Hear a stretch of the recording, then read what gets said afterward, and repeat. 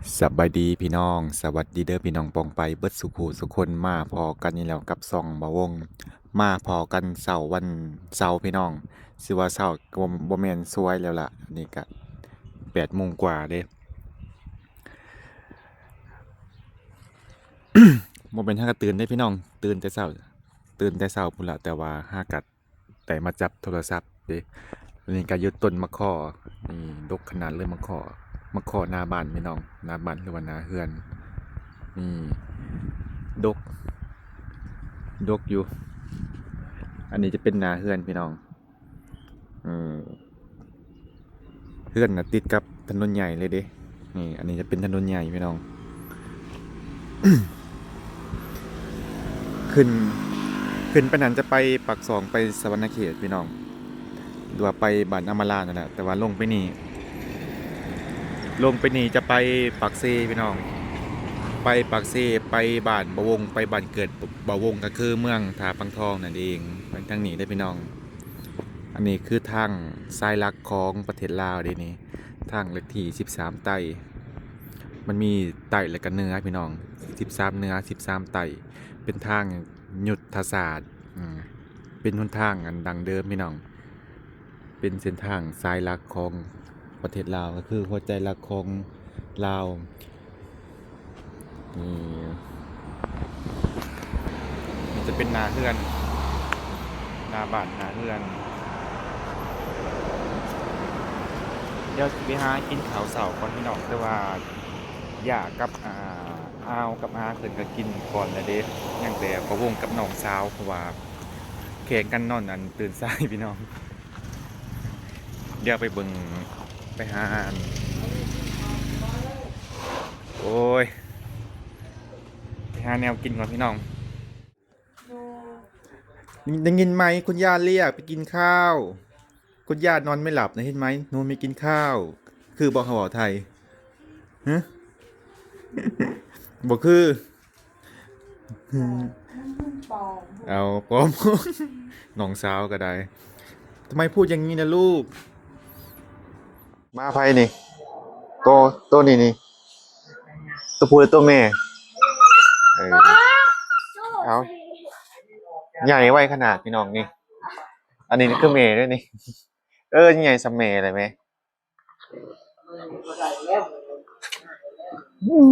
เอาหยอกกันเหมือนซ้ำแม่ลูกเอาโอ้ยจังอีหยังสารมุนวุ่นวายอยู่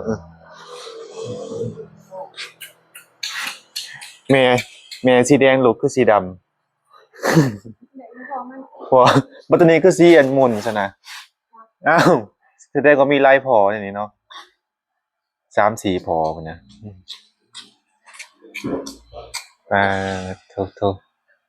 ตุ๋ยพีงามขนาดมี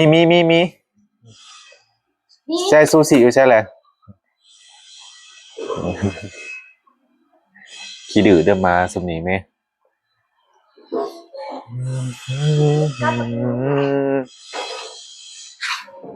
กินละเขานะ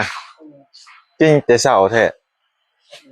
แต่เก้าก็กิน8-9 โมง10 โมงก็พากินแต่ยังกินกินไป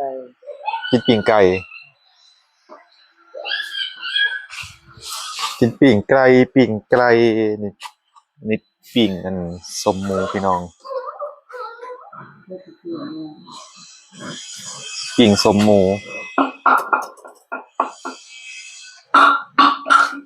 ชื่นมาซื้อนี่จะเที่ยงแล้วไม่มาซื้อนี่ก็มาซื้อนี่ไปหาเที่ยงแล้วหมังมังกรสุก2 หน่วยพี่น้องนั่นไงนี่ไงแต่ว่าสมมันคือสมปกติมันสิหวานเด้หรือว่ามันเป็นดอกบ่พี่น้องนี่มันสมหรือว่าจังใด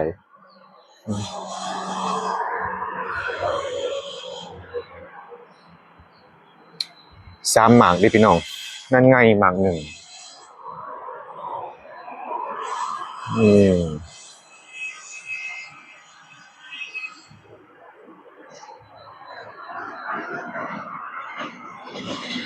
แต่บ่มีใหม่เกาะแหมดูแบบเป็นหมากน้อยๆนี่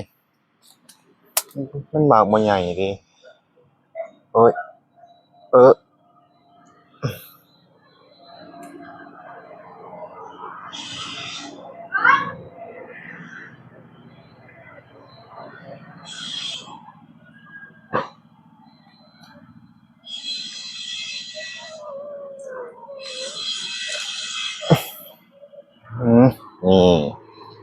มังกรนี่คือใหญ่แท้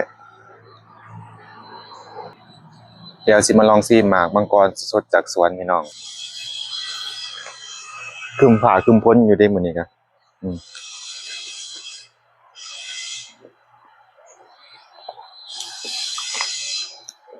หวานปลาแรมส่วนไลท์มีแต่รสจาง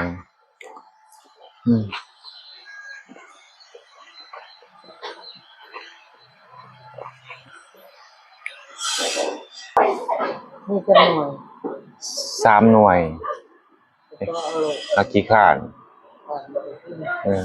กินกะยาเนาะก็อยากเอามาจากอากี่ข้านดิจ้ะ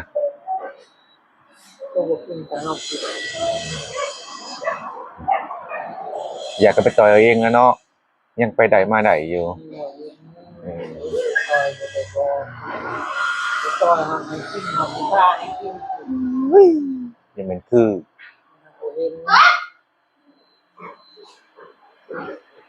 ตอนมากเราก็พาให้กินก็นี่คือฝนสิตกเมื่อวานนี่ก็แบบเดียวกันแบบนี้ล่ะมันบ่ตกดิฝนตกมาแห้งๆแถวบ้านนี้มันตกบ่อ่ะตกกูมือแหละมีแต่บ้านอันนี้นะบ่มาตกตัวนี้มันเป็นจังไดเบิ่งมันเป็นหยังยังอีกเอาหายฮอดมาบัดนี้มันหยอกกันอารมณ์หายเลยเริ่มวีนแล้วพี่น้องเริ่มใจบ่ดีเลยหายหมู่หายมาเป็นยังหายคนบ่จักไปลงสิมาฮะ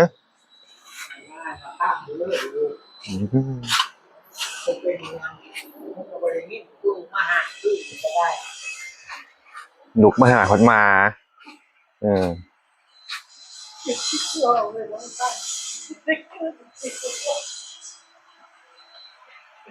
บอกมันคือพอออกก็อยู่ตั้งกันนู้นเห็นรถเกียร์ผู้ชายมันรถกินข้าวเสาน้ำกันพี่น้องมาเด้อนี่สมหมูนี่เนียนมะเขือก็มีมุกน้ำใหม่พี่น้องนี่มีปิ่งไก่ดิก็มีปิ่งปลานำคนอื่นเพิ่นกินเบิดแล้วพี่น้องยังแต่บ่วงเพราะว่าบ่วงตื่นเช้ากว่าหมู่เด้บ่อยากพี่น้องบ่อยากแต่เช้าเด้กินแต่เช้าคือบ่อยากเนาะกินยังก่อนไหมเนียนมะเขือก่อนก็ได้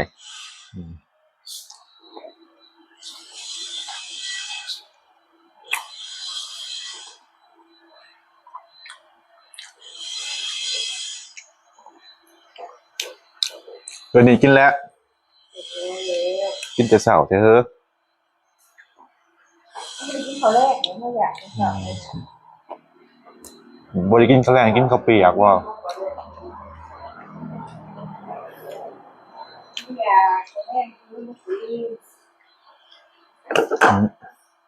เดี๋ยวมาซิมมันผสมก่อนสมแห้งไม่ใช่ตู้เย็นเลย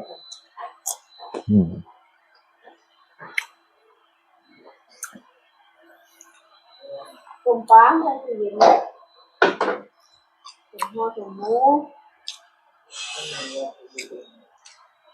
โ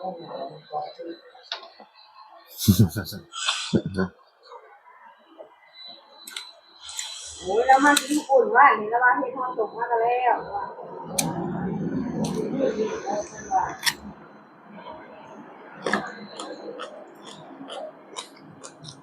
ข้าวผัดตัวเล็กๆข้าวผัดจ้าแล้วก็บริการมือจะได้เลยตั้งคนละคน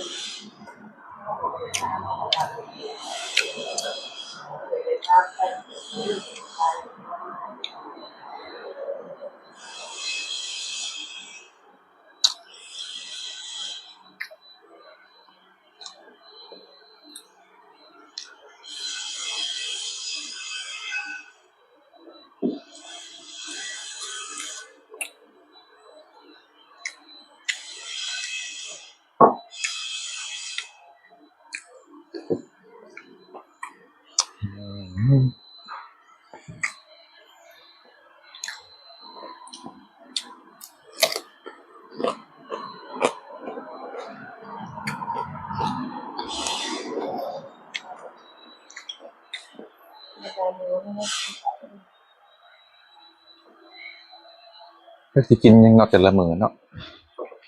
อยากกินยังนี่คืออย่างนั้นเลย อ่า ไม่ต้องถามกินเขาอยากเขาเป็นกิน ตรงสายอยากกินข้าวฉันคิดออก ที่ใช้ ข้าวปุ้นก็กินแล้วข้าวเปียกก็กินเมื่อคืนนี่ยังอีกยังบัดนี้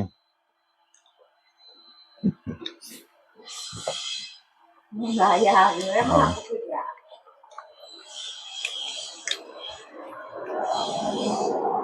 เนี่ยคือทะเล เรียกบ่ถือแล้ว คือยังไม่เคยคือโอ้ยกินกับเบียร์คือเนี่ยองเดียวไม่กินด้วยแรง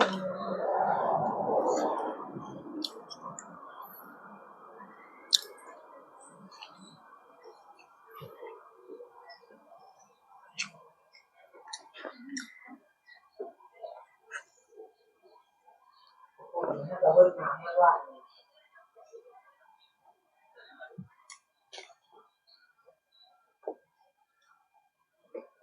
มันมีบุญชาวทองไปใส่ เนี่ย ไม่ใช่ การเนี่ย เสียหยา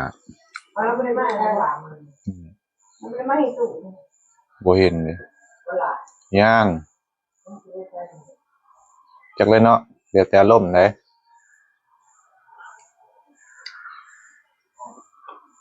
ลูกมันคือสุดอัดไป แต่ละชั่วโมงบ่คือกันนะ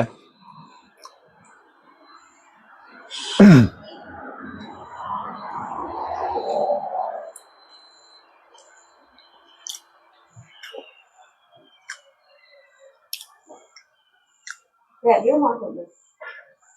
มันได้ถ่วงอีหยัง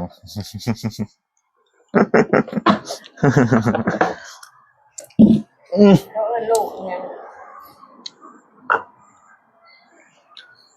มันอยากสมรายเติบไปครับ ที่รอพวกมันกวนขึ้นบ่ายเขาไม่ได้ก็ไปดูที่ตัวเองปุ๊บจะได้ปุ๊บ การสังเกตเยอะ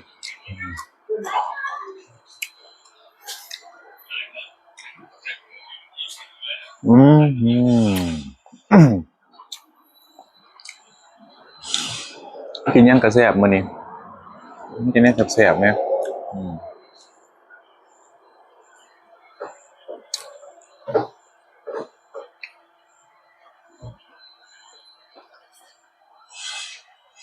กินเขาก็กินผู้เดียว ห้องตื่นแต่เช้าได้ตื่นกันเช้าก่อนหมู่ตอนนี้ก็8 โมงกว่าแล้วพี่น้อง8 โมง สวยป่ะ 8 โมงนิดๆเก็บโรเด้อ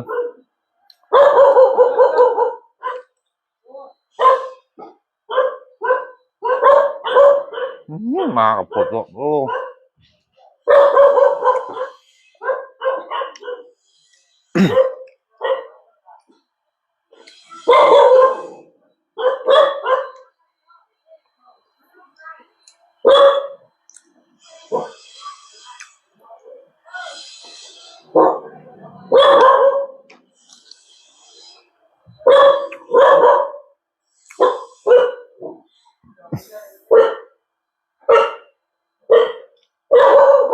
บินนี่เบิ้ง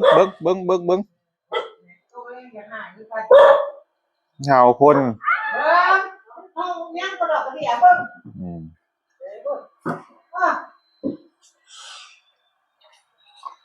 กินข้าวคุณหนู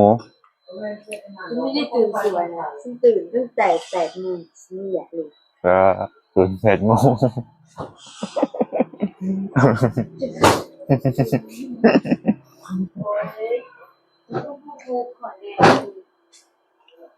ตื่นไป8 โมง อันตั้งมุ่งปุ๊กนะเด้ออันผู้ตั้งนางบริตื่นผู้ตื่นนางบริตั้ง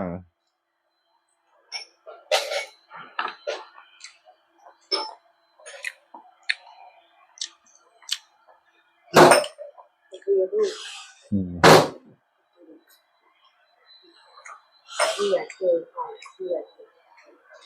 ไปตอกตู่อันนี้ไปตอกตู่รับจ้างไหม ผู้ใด เยอะ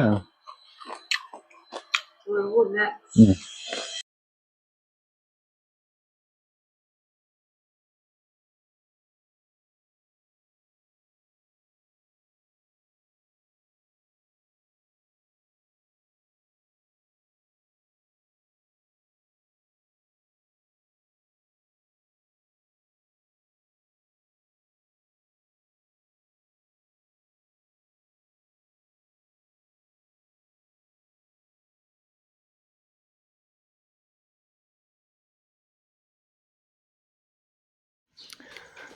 เวลาบะวงมาโหลดคลิปบะวงสิมันโหลดอยู่เฮือนนั่นชาวทองพี่น้องเฮือนเอื้อยนี่ล่ะแต่ว่าอยู่เฮือนใหญ่นั่นมันบ่มีสัญญาณเด้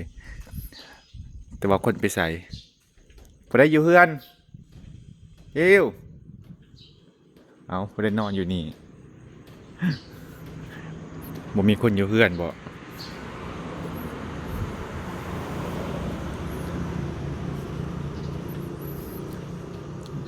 บรรยากาศหน้าฝนก็สิประมาณนี้พี่น้องจะเขียวแล้วก็มีหญ้านี่สุกสินพี่สาวเพิ่นออกหน้าล่ะบ่เห็นพี่น้อง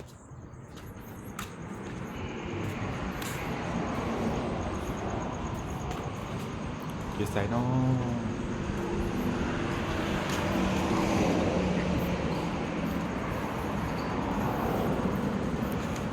โอเคพี่น้องมาวันนี้บ่วงสิได้จบคลิปไว้เพียงเท่านี้สุดท้ายนี้บ่วงต้องขอขอบคุณขอบใจ FC หลายๆที่เขามาติดตามที่เขามาคอมเมนต์กดไลค์กดแชร์เขามาเป็นกำลังใจให้บ่าววงเดี๋ยวพอกันใหม่ EP หน้าพี่น้องสบายดี